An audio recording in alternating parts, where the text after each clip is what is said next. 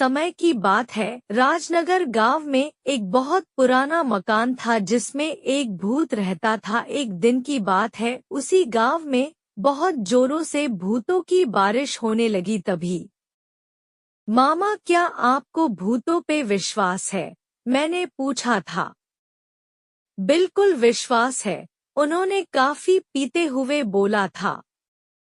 तो आपकी जिंदगी में जो भी हॉरर एक्सपीरियंस हुई है, उसे बताइए मामा, मैंने उत्सुक से कहा था। चिन्नू बेटा, मैं पहले इन भूत वूत सभी में कोई यकीन नहीं करता था, लेकिन जब उनके होने का अनुभव मुझे हुआ तब से मैं उन पे यकीन करने लगा। ऐसे कहते ही वह अपनी जिंदगी में घटी हॉरर अनुभवों के बारे में मुझे बताने लगे। मैं गौर से उन्हें सुनने लगी। बात उस वक्त की है जब मैं टेलर हुआ करता था। मुंबई के कार में हमारी घर थी ना, उससे कुछ ही दूर एक बड़ा शोरूम था जहां मैं टेलर था। उस शोरूम में अमिताभ बच्चन, आमिर खान आदि बॉलीवुड के एक्टर्स कपड़े लेने और मूवीज के लिए कॉस्ट्यूम लेने आते थे। मैंने आमिर खान के लिए काफी जैकेट सिले थे। मेरे अन्य सहोद्योगियों ने अमिताभ बच्चन के कॉस्ट्यूम सिले थे। उस शोरूम के अंडरग्राउंड में टेलरिंग सेंटर था जहां हम सब कपड़े सिलते थे। कभी कभी मैं देर तक वहां मुझे आई हुई ऑर्डर्स को पूरा करते बैठ जाता था। एक दिन बहुत ऑर्डर्स बाकी रह गए थे। मैं और मेरा एक दोस्त विट्ठल दोनों देर रात तक वही सिलते रहे। जब हमारा काम खत्म हुआ तो बहुत देर हो चुकी थी, तो हमने सोचा कि वही ठहर जाएं। हमारे साथ वहां के साफ सफाई करने वाला बिस्नू भी था। मैं वहीं सोफे पे सो गया और मेरा दोस्त विट्ठल जमीन पर एक कपड़ा ओढ़ के सो गया। इस्त्री के मेज के नीचे बिस्नू लाइट ऑफ करके सो गया।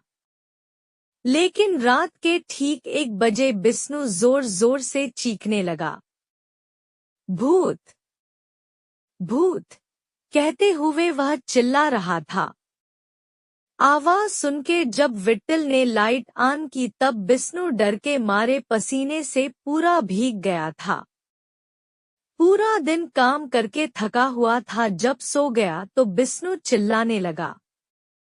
मेरी सुख निद्रा में भांग किया उसने। इससे बहुत गुस्सा होकर उससे बहुत कुछ बक गया। किधर है रे भूत? भूत भूत चिल्ला रहा है। अच्छा खासा थक के सोया था, जगाया तूने। किधर है भूत? सामने आए मेरे मार के भगा दूंगा। भूत वूत कुछ नहीं होता, साला भूत से डरता है। गुस्से में उससे और भूत को बहुत कुछ कह गया।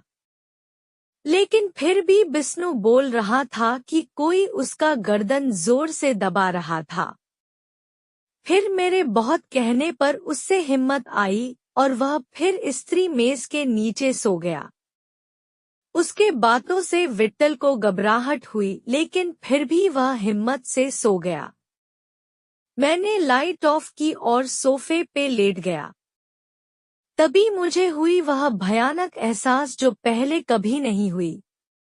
अचानक से कोई मेरे ऊपर बैठ गया और जोर जोर से मेरा गला दबाने लगा।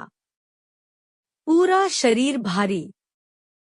कोई मेरे ऊपर बैठा है और गर्दन दबा रहा है। लेकिन मैं चिल्लाने की कोशिश करूं, लेकिन बोल नहीं पा रहा। बहुत डर गया था। वह अनदेखी ताकत लगातार मेरे गले को दबा रही थी। मुझे याद आया कैसे मैं भूत को बहुत कुछ कह गया। मैंने मुश्किल से उसे बोला, माफ कर दे भाई। वह बच्चा डरा हुआ था। उससे हिम्मत देने के लिए तुझे बहुत कुछ कह गया। छोड़ दे मुझे, माफ कर दे। मैं हाथ जोड़कर रोते हुए उसे कहता रहा और हल्के से उस अनदेखी ताकत ने मेरे शरीर से अपने को हटा लिया और फिर से शरीर हल्का हो गया। मुझे बहुत हैरानी हुई कि मेरे कहने पर वह अदृश्य शक्ति चली गई। फिर मैं भगवान का मंत्र जापते चुपचाप सो गया। अगले दिन मैंने अपने दोस्त विट्ठल को यह घटना बताई। वह डर गया था। उस शोरूम के मालिक के पिता ने उस शोरूम को बनवाया था। फिर जब उस शोरूम की बड़ी तरक्की हुई और बॉलीवुड के लोगों को कॉस्ट्यूम सेल करने वाली शोरूम कहलाई, तब उनकी तरक्की न सहते हुए उन्हें उनके द्वेषियों ने गुंडा लोगों को भेजकर उनका कत्ल करवाया। जब वे जिंदा थे तब शोरूम के हर सदस्य में प्रामाणिकता, निष्ठा और मेहनत की अपेक्षा करते थे। कोई उद्योगी अगर कोई अप्रामाणिक काम, धोखेबाजी आदि करता था तो उससे दंड देते थे। फिर कुछ दिनों में बिष्णु उस शोरूम में चोरी करते हुए पकड़ा गया था और तब तक जो भी चोरी होती थी वह सभी उसी ने किया, उसने मान ली थी। इसलिए उस रात को उस आत्मा ने बिष्णु को परेशान की थी।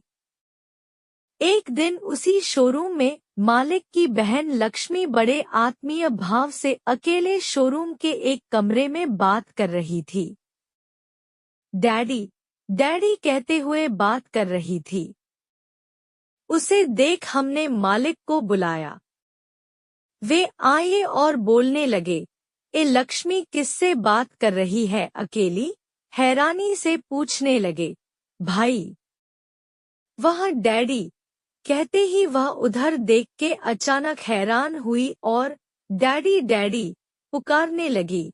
डैडी नहीं रहे लक्ष्मी, मालिक रोते हुए उसे बोलने लगे। तब अचानक उसे अकल आई कि उसके पिता गुजर चुके थे। वह बेहोश होकर गिर पड़ी। उठाने पर बोलने लगी कि सच में उसके पिता उसके सामने बैठ बात कर रहे थे। हमारी तरफ मुड़कर पीछे मुड़ते वक्त गायब हो गए। उसने रोते हुए मालिक से कहा। वहां के सभी यकीन करते थे कि शोरूम मालिक की आत्मा वहां घूमती है।